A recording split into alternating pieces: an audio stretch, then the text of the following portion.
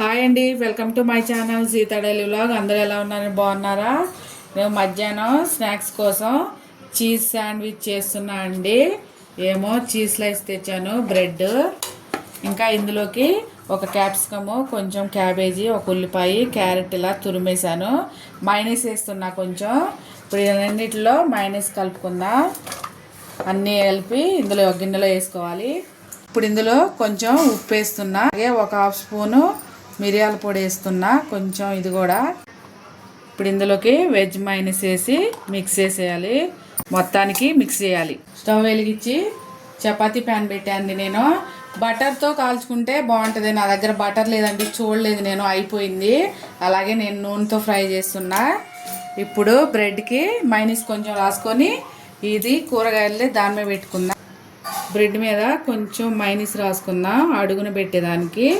అన్నిటికీ అంతే, వీటికి కూడా ఒక్కొక్క దానికి కింద పెట్టేదానికి ఇలా మొత్తానికి మైనస్ మంచిగా రాసుకుందాం.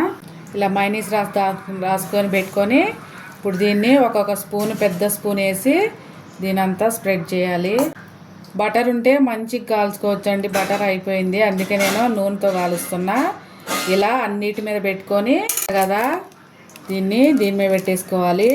దీని మీద పెట్టేసుకొని దీని మీద ఇంకో బ్లడ్ సైజ్ పెట్టుకొని దీన్ని ఇలా అన్నీ తయారు చేసుకున్నాక అప్పుడు ఫ్రై చేసుకుందాం.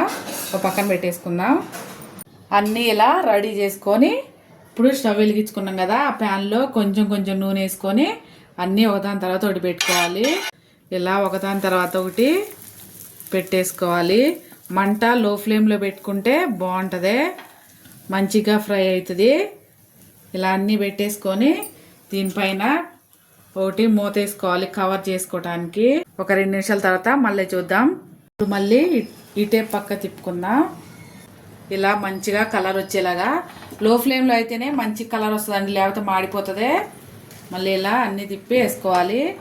తిప్పి పెట్టేసుకొని మళ్ళీ ప్లేటు ఇలా కవర్ చేస్తే చీజ్ ఉంది కదా, చీజు మెల్ట్ అవుతుంది. ఒక 2 మూత తీసుకొని అటు ఇటు తిప్పుకోవాలి. మళ్ళీ ఇప్పుడు ఇది అయిపోయింది, దీన్ని తీసేస్తున్నా. ఒక ప్లేట్లో పెట్టుకుందాం. ఇవి 2 కూడా తీద్దాం. ఇది కొంచెం తిప్పేసుకుందాం. మళ్ళా చీజ్ బ్రెడ్ శాండ్విచ్ రెడీ అయిపోయింది. ఇప్పుడు దీన్ని సర్వ్ చేసుకుందాం. వెళ్తుంది వేడి వేడిగా. చూసారా భలే ఉంది చీజ్. ఇప్పుడు దీన్ని కట్ చేసి చూపిస్తాం. చూసారా ఇటు సైడ్ అప్పటికే ఎలా వచ్చిందో. ఇప్పుడు దీన్ని కోసుకుందాం. చీజ్ బ్రెడ్ శాండ్విచ్ రెడీ అయిపోయింది. మధ్యాహ్నటప్పుడు పిల్లలకి చేసి పెడితే చాలా మంచిగా ఉంటుందండి, మంచి వాసన వస్తుంది. ఇంకా మైనీస్ కూడా చూసారా ఎంత బాగుందో, భలేగా. అంతే, cheese bread sandwich ready. Taste చేస్తున్నా, ఇప్పుడు ఎలా ఉందో చెప్పిస్తా మీకు.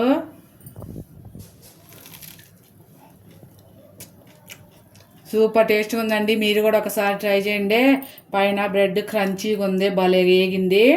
ఈ మైనస్, ఈ చీజు చాలా మంచి వాసన వస్తుంది. అలాగే కొంచెం కూరగాయ ముక్కలు వేసా కదా, అవి కూడా క్రంచీగా బాగున్నాయి.